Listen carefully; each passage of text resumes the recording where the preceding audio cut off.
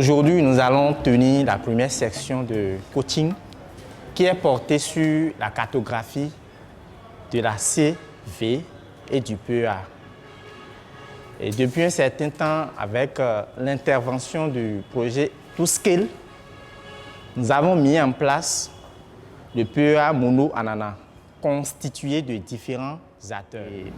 On m'appelle Pedro Achafon, je suis sociologue, anthropologue de formation. Je suis le coach PEA Mono Ananas pour le compte du ISS Interface Bénin ONG. Interface Bénin ONG est une structure qui a pour mission d'améliorer la compétitivité des entreprises agro-business à partir des ressources locales. Et mon rôle au niveau des acteurs du PEA a consisté d'abord en premier lieu à la réalisation de certaines activités de mise en relation des acteurs.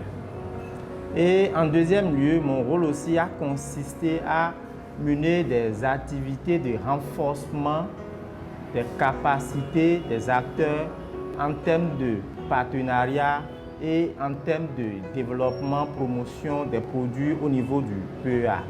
Ce qui concerne le PEA Mono Ananas de Komé, nous avions beaucoup d'acteurs qui constituent ce PEA. Et avec le projet ToScale, nous nous sommes dit un marché spécifique pour un produit spécifique. Voilà le principe sur lequel nous nous sommes fondés pour construire le PEA. Des producteurs d'ananas, là, il y a des producteurs d'ananas individuels qui forment, n'est-ce pas, le groupement de base. Donc ces producteurs-là sont dans le groupement villageois des producteurs d'ananas qu'on appelle GVPA. Et ces GVPA-là donc, sont dans toutes les 6 communes du Mono. Et donc, sur ces GVPA-là, aujourd'hui, on en a 10. Donc, qui forment maintenant l'UGPA Mono, c'est-à-dire Union des groupements des producteurs d'ananas du Mono. L'UGPA organise, planifie, suit. Il suit depuis la préparation du sol jusqu'à la commercialisation donc de l'ananas. Et aujourd'hui, c'est vers, on fait, n'est-ce pas, la vente groupée dans chaque commune, dans chaque GVPA, dans chaque village. Donc, on suit tout ça là. Mekanedi, c'est un groupement de femmes, 6 à Komé, qui font la production et la transformation d'ananas. Donc, c'est l'ONG Seradeb qui a réuni ces minuscules groupements de départ et qui les a regroupés en un grand groupement dénommé Mekanedi. C'est dans le but de produire de l'ananas, de transformer l'ananas. Nous trouvons de l'ananas localement au niveau de la coopérative dénommée l'UGPA. C'est une union de producteurs d'ananas qui sont dans le mono, général des producteurs qui sont dans le mono Koufo. Mais nous allons aussi nous en procurer dans Alada, dans l'Atlantique en général, Zinvier et par endroits.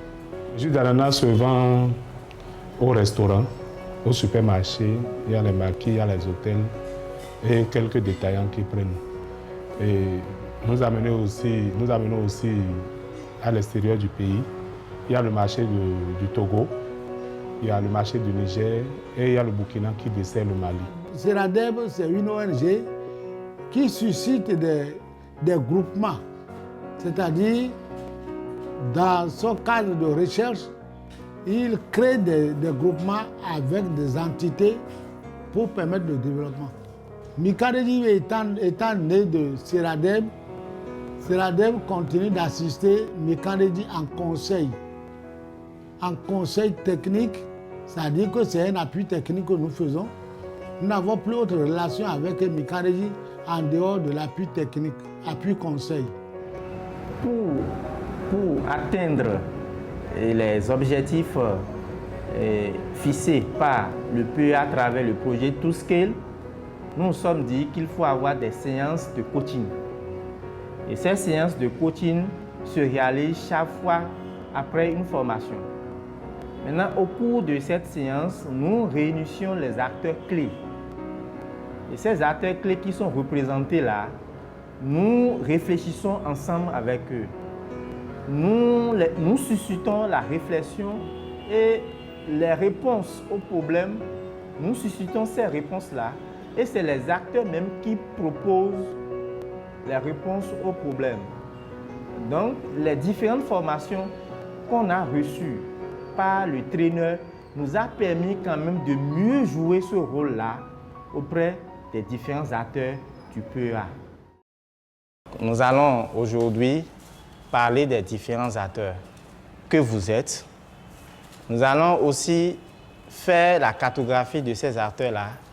Et puis après, nous allons faire une analyse des liens entre ces acteurs et puis dégager les défis qui nous attendent.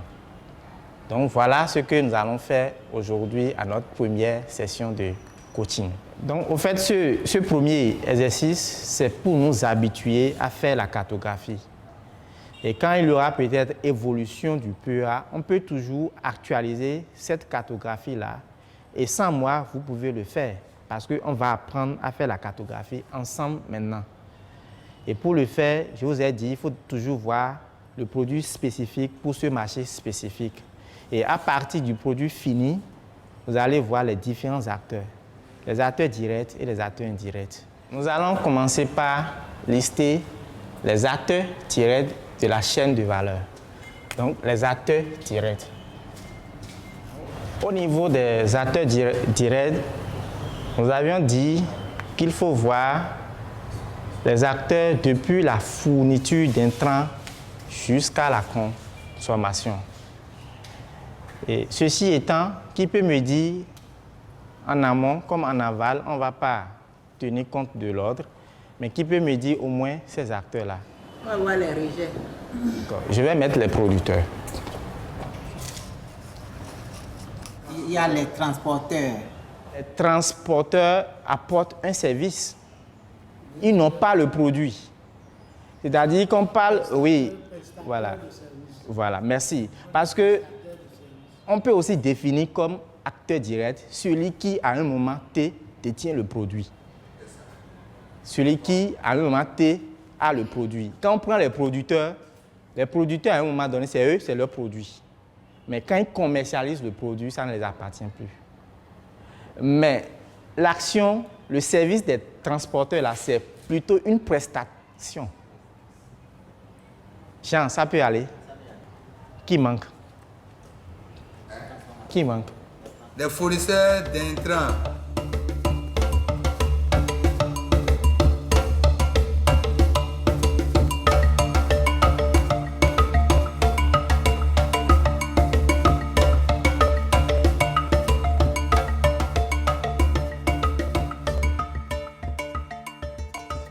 Je vais vous poser une question. Au niveau de notre PEA, qui est le champion? Depuis fort longtemps qu'on travaille, le champion, c'est Mikaneji qui est champion. C'est lui qui finalise, n'est-ce pas, le produit. En 2009, qui était le champion? En 2009, c'est UGPA qui était le champion. Il n'y avait pas cette distinction-là, c'est les producteurs. Le PEA concerne seulement les producteurs. Donc c'était UGPA, le champion. Promoteur et champion. Ça fait partie des réalités du projet ToScale parce que tout est dynamique et les choses évoluent. On avait commencé avec l'UGPA et puis maintenant on est avec les transformateurs qui ont le produit fini. Et quand je parle surtout des transformateurs, je pense à Mikaneji. Donc, ceci dit, le débat est fini sur la question des champions. Et puis peut-être d'ici 2 ans, on peut avoir comme un autre commerçant qui peut être le champion. Parce que si Mikaneji finit de produire et qu'il n'arrive pas à commercialiser, il y a un problème.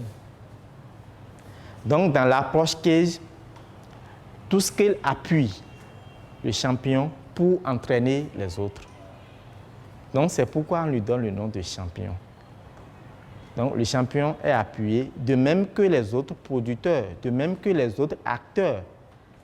Ça dépend des objectifs et ça dépend aussi du plan d'action et des visions que nous avons au niveau de notre PEA. Donc cette première activité, c'est pour nous connaître et c'est pour avoir une carte de tous les acteurs et voir quels sont les différents liens. Et à partir de ces liens, dire les types de liens et voir les défis à relever. Donc voilà les différents acteurs directs que nous avons. Nous allons rapidement parler aussi des acteurs indirects. Et en définissant les acteurs indirects, nous avions dit que c'est ceux-là, des structures, des ONG, qui vous donnent un appui. Et cet appui peut être un appui technique ou un appui financier. Donc, à partir de cette définition, qui sont nos acteurs indirects au niveau du PEA? Bon, moi je vois comme acteur indirect d'abord les structures d'encadrement.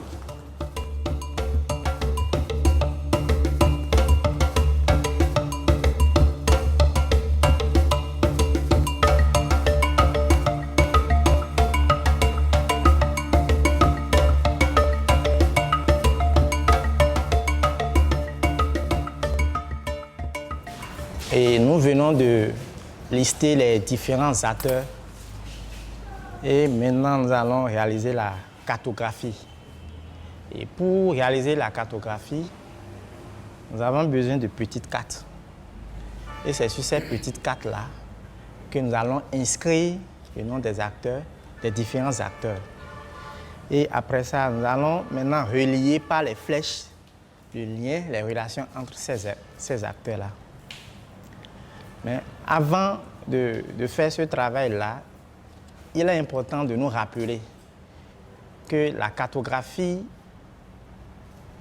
de la chaîne de valeur ou bien du PEA n'est qu'une situation réelle.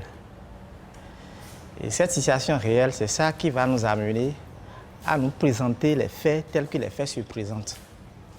Donc je vais vous demander une fois encore de nous dire très exactement comment les faits se présentent. Et pour les positionner, qui peut me dire quelle est la situation au début? Situation Au niveau du PEA, quelle est la situation? C'est-à-dire qui est le champion? Je veux savoir qui est le champion. C'est Mikandeli le champion. Donc on peut commencer par positionner le champion. Vous avez dit que c'est Mikandeli qui est le champion. Donc Mikandeli qui est le champion, on va le mettre au centre. Ok, donc Mikandeli est le champion. Mikandeli va chercher les fruits d'ananas où? Chez les producteurs regroupés dans l'UGPA. Oui, quel est le pourcentage? Le pourcentage, vous allez chercher vos produits chez UGPA. Donc, on les positionne juste à côté là. En dehors de l'UGPA, vous allez quelque part d'autre chercher vos produits. On va chercher le complément à l'ADA. Vous allez chercher un complément à l'ADA. Donc, on doit mentionner un autre marché, le marché d'Alada. Et donc, l'UGPA va chercher les rejets d'ananas ou les engrais où? Les producteurs au niveau de l'UGPA. D'intrants. Ok, donc on les positionne là. Je reviens maintenant aux champions. Vous allez vendre les produits où? Donc on met les commerçants quelque part ici. On est d'accord? Oui. Maintenant, vous parlez des marchés, les différents marchés. Aux hôtels, oui, aux restaurants, aux marquis. Donc on peut le positionner ici. Oui. Voilà, donc on a les hôtels, bars, restaurants, supermarchés et autres. Nous avons nos boutiques. Vos boutiques, qui sont au nombre de 3. Qui sont au nombre de 3. Ok. Nous avons les marchés extérieurs. Oui, les marchés extérieurs. Le Burkina. Qui dessert le Mali. Nous avons le Togo et le Niger aussi. Qui se charge de la commercialisation de ces produits? Oui, c'est Mécanique qui s'occupe de la commercialisation, mais appuyé par Seradeb ONG. Donc, Mikandeli est appuyé par Seradeb ONG. Ok. Donc, on peut déjà placé Siradeb comme acteur indirect, mais qui appuie Mikandedi. Donc on met Siradeb quelque part à côté. On va mettre interface Bénin, qui est la structure d'appui. Ok, donc on le place ici. Nous avons tout scale. Grâce à ce projet, tout le monde est là. Hein. Donc on le met en haut ici, c'est ça. C'est lui qui patronne. Ok. La Cielcam. Et la Cielcam, tout à l'heure, vous avez dit que son rôle pour le moment, c'est que vous allez sécuriser vos fonds là. Vous ne bénéficiez pas de crédit. Et les représentants des IMF, ils ont dit que c'est à discuter. Donc tout à l'heure, on va mieux approfondir l'intervention de la Cielcam par rapport au producteur. La Cielcam là, appuie qui et qui? Appuie Mikandedi, c'est ça? UGPA, c'est ça? Oui, les fournisseurs aussi. Et les fournisseurs aussi. Même les commerçants. Ici. On va continuer avec les flèches. Donc, on va d'abord tracer le flux du produit. C'est-à-dire, on a ça là.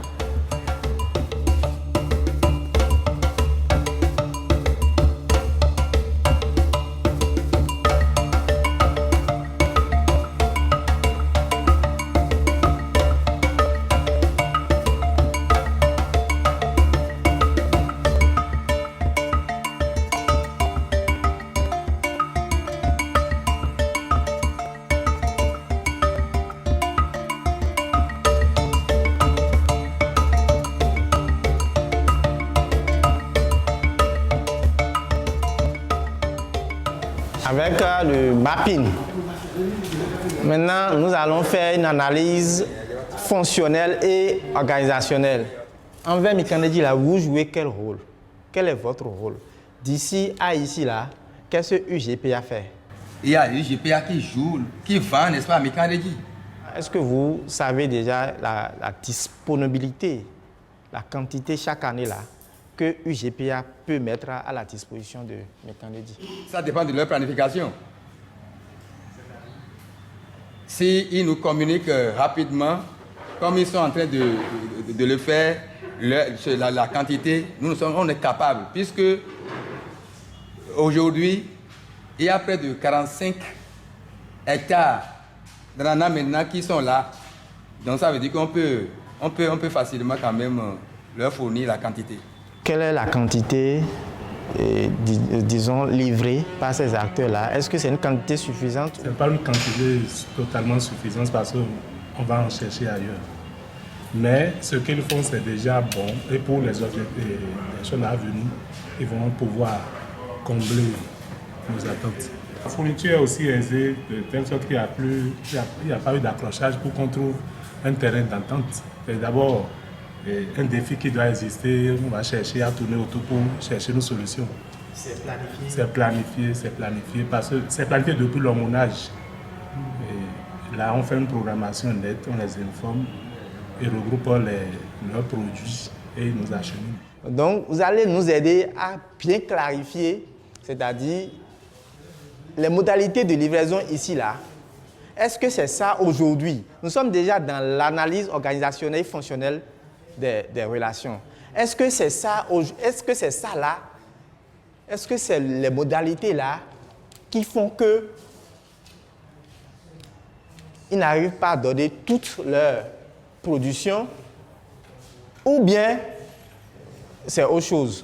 La première difficulté est qu'il n'y a pas une étude fixe autour de la fixation des prix. Je pense qu'en amont, avant que les gens le produisent, on devait s'entendre sur le prix de cession, ce qui ne se fait pas. Donc, les fruits déjà matures, les prix sont improvisés et les gens ne respectent plus les normes, ne voient plus les marges de bénéfices et les difficultés qui sont liées au fonctionnement. Le cas est arrivé une fois. Donc quand on dit le prix, on discute le prix. Bon, si c'est cher, ils voient toujours que c'est cher, le produit dit que ça c'est plus ce qui l'arrange, parfois même ils n'achètent pas ça. Bon, maintenant il y a un autre problème pour le problème, n'est-ce pas, de prix dont vous parlez. Bon, ce qui a freiné un peu, nos relations, mais je crois quand même qu'on s'est arrangé pour faire chose là. C'est que lorsqu'on vend, on vend, au lieu de prendre le prix, l'argent en même temps, donc ça a traîné, ça a découragé. On n'a pas tenté une action pour qu'il n'y ait pas d'entente, il n'y a pas de rapprochement entre l'UGPA et le groupement Mikandéji. Il devait avoir un creuset d'échange, on devait s'asseoir et discuter autour de l'ananas et voir comment il faut faire pour qu'il y ait cohésion, ce qui jusqu'à présent n'est pas le cas. Bon, je disais bien que pour le moment là, le lien n'est pas formalisé. Donc, il faudrait un contrat écrit. Un contrat écrit pour bien formaliser. Et là même, pour les commandes même fermes, on saura quand même que cette année-là, selon notre planification, on a besoin de telle quantité. Et la commande est ferme. Donc, il faut un contrat écrit. Pour le moment, donc, le lien est fort, mais le contrat est verbal. C'est ça, il faut s'asseoir pour discuter des modalités de livraison qui va nous amener à des liens formels, à la contractualisation de la livraison. Donc, on est d'accord. Donc, on vient de voir les différents liens entre les maillons là. Maintenant, nous allons voir aujourd'hui, les acteurs ont trouvé que les liens entre les IMF là vers les producteurs sont plus ou moins, ce n'est pas un lien fort. Mais qu'est-ce qui explique ça? Ce qui fait qu'il n'y a pas une grande visibilité, parce que le lien existe quand même, c'est que la RDL a déjà évoqué, il y a un problème d'organisation au niveau des producteurs et des transformateurs, c'est-à-dire comme dans le cas du coton, de l'anacard, où il y a une organisation principale qui prend le devant des choses, organise et prend les crédits au nom du groupement et au niveau de la récolte également, ils suivent quoi, l'organisation suit et les remboursements se font correctement. Il y a ce problème véritable. Si on résout ce problème-là, je crois que les producteurs n'auront pas de problème. Maintenant, bon, je crois que c'est le véritable problème ça. Sinon, de manière individuelle, les producteurs s'organisent pour prendre des crédits qui ne sont pas encore renforcés. Donc si on organise vraiment, on a une organisation qui peut s'occuper de cela, comme dans le cas du coton et d'autres filières, je crois qu'il n'y aura pas de problème pour le financement. Dans d'autres pays qui consistent à travailler en trois parties, c'est-à-dire il y a Mikandéji qui est le transformateur, et oui, qui a son compte, et il y a vous qui êtes banque et les producteurs. Maintenant, les producteurs ont un compte chez vous, et Mikandéji va remettre l'argent, dépose l'argent sur leur compte là pour la commercialisation. Est-ce que vous êtes prêt à accepter? On peut le faire, mais c'est ça qu'on appelle organisation, c'est-à-dire que tripartite là, il y a le producteur et Mikandéji, c'est-à-dire Mikandéji lui a besoin de produits. Il sait que les producteurs doivent produire parce qu'ils ont un produit de bonne qualité, lui ça va l'avantager.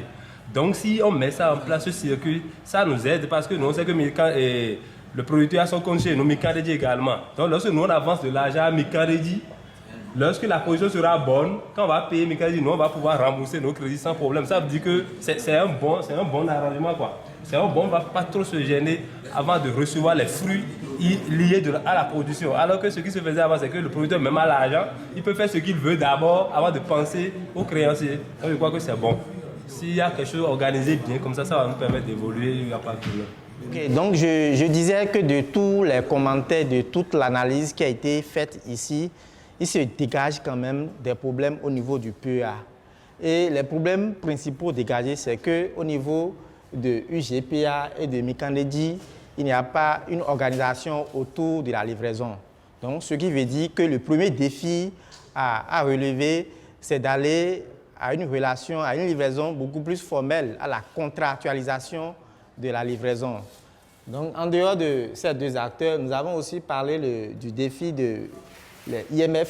entre les IMF et les autres acteurs producteurs et transformateurs.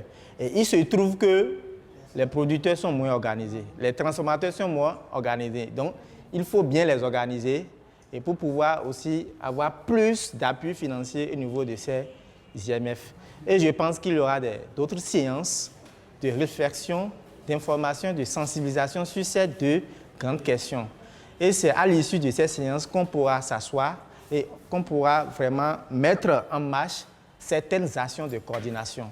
Et l'exemple qu'on vient de donner, l'exemple de la tripartite là, je pense qu'on peut le faire également. Donc, vous allez continuer à vous exprimer tel que vous venez de le faire pour que nous puissions vraiment avancer. Vraiment, je vous remercie. Les coachings qu'on vient nous faire là sont très profitables pour nous parce que grâce au coaching, ceux que nous sensibilisons pour la production d'ananas, par exemple, produisent de l'ananas, c'est-à-dire ils savent comment hormoner aujourd'hui, ils savent comment faire l'herbicidage. Bon, nous apprenons beaucoup avec le coaching. Ce qu'on a vu aujourd'hui, c'est grâce au PEA. Le PEA, ça favorise, ça aide beaucoup les producteurs. Le PEA a changé vraiment notre production beaucoup. Puisque c'est grâce à ce PEA-là, on a eu la formation sur les itinéraires techniques modernes pour la production. On a eu la formation sur l'herbicidage. Or, ce qui est difficile pour l'ananas, c'est le désherbage. Grâce à l'interface, donc au PEA, on a maîtrisé, on connaît aussi l'herbicide qu'il faut utiliser. Moi, je trouve que c'est un projet qui est venu à point parce que c'est plus une approche de promotion des chaînes de valeur, de mise en marché des produits agricoles. Et c'était des problèmes que nous avons réellement, c'est des problèmes que nous avons au niveau de nos différentes chaînes de valeur. Et cette première séance de coaching nous a permis de mieux comprendre tout ce qui se passe au niveau du PEA. Et donc les idées, les préjugés qu'on avait et tout ce qu'on pensait avant de venir à cette séance, je me suis dit en réalité le problème était plus complexe, était plus profond.